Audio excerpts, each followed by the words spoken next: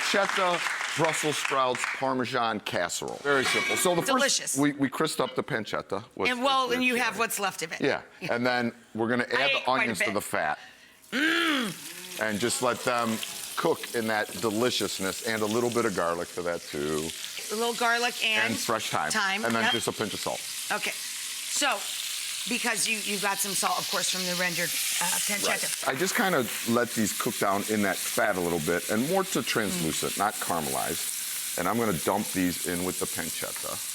And then we're gonna do the Brussels sprouts in the same exact pan. And the Brussels sprouts are shredded up, guys, like you would for like a slaw, right? Yeah, and so I do these. I'm just gonna put a little more fat in there. Sure, baby. Go on, drop them in. So I shred them myself. You could certainly buy them shredded at the grocery store now. Can you? I haven't even seen that. They sell them shredded at the grocery store.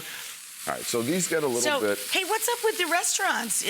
How many do you have now? What are you working on? What's coming up? What's going on? We had to close. We closed a couple during the pandemic. We closed Lola, which emotionally was pretty hard. I mean, 26 years. That's a loss. Yeah, it was our first restaurant. I know. But we got through it like everybody else did. We're at about back at full speed now. Vegas just reopened at the Palm, so we have Mabel's back open. Sarah's getting it reopened.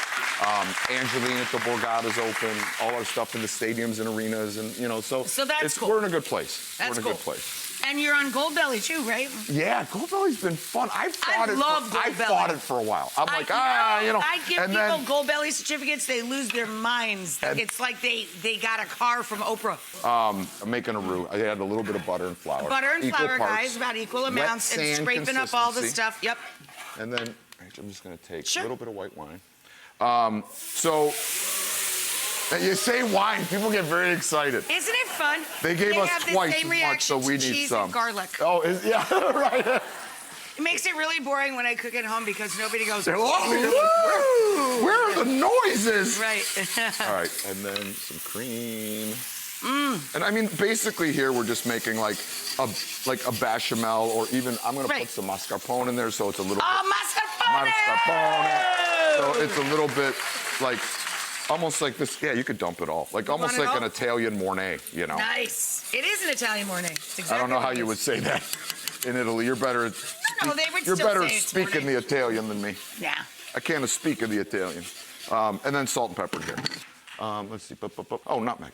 Whenever I'm hanging out with you, I want to chat more than I want to cook. I know, right? So a little bit of nutmeg, and then you just pour this on top.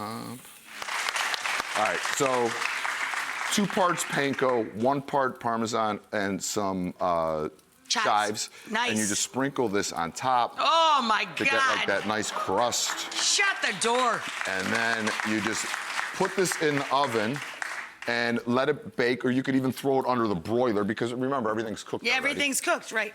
And when this gets nice and golden and sets up, it's done. And where's your swappy do, baby? I think you got it. Oh! Boom, boom. Boom!